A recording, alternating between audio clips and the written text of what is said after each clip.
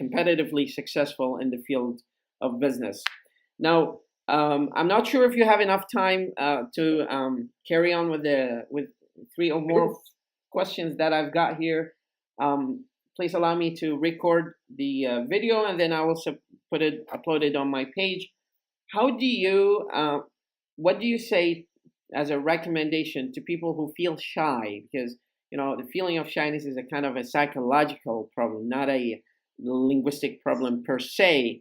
So what is your advice? What is your tip to those people who have this kind of shyness to talk English? Well, the is to understand that everybody experiences some fear of speaking a new language. Mm-hmm. And we all will make mistakes. I remember when I was learning Spanish back in high school, and we were very shy about speaking because we knew we were going to make mistakes. And so as you've seen probably in my pronunciation classes also, I tell the students, don't be afraid of mistakes. We are going to make them. You're human.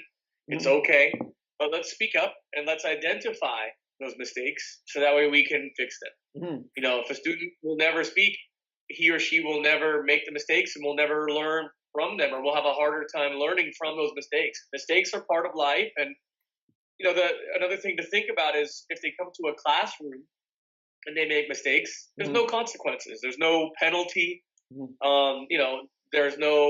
Nobody's going to laugh at a student for making mistakes in the classroom because we all make mistakes. All students do.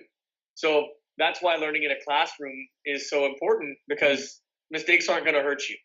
When you make mistakes in a business meeting, for example, those mistakes can hurt you.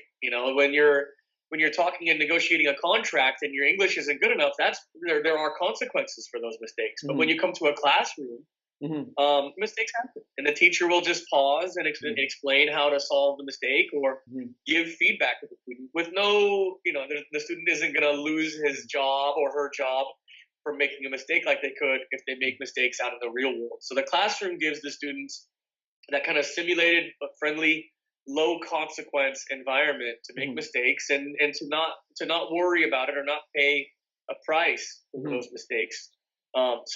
Just be, for students who are shy and are afraid to speak, if they join a class, they can be a little more comfortable with speaking, because they should think about that there are no consequences and there should be no embarrassment. I mean, we're all going to feel a little embarrassment for our mistakes from time to time, but it's not going to be this kind of, the kind of embarrassment that causes you to not sleep at night.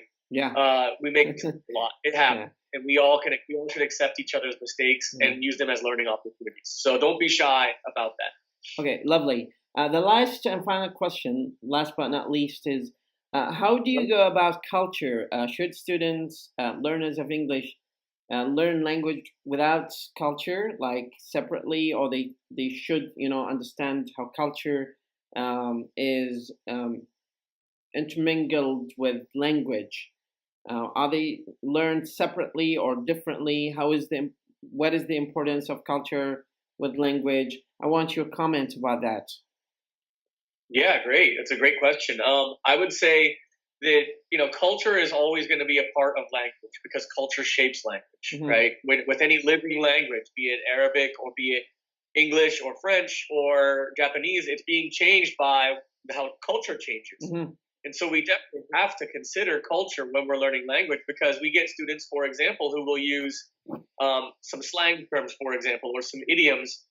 They'll use some vocabulary that's old-fashioned. And we would say,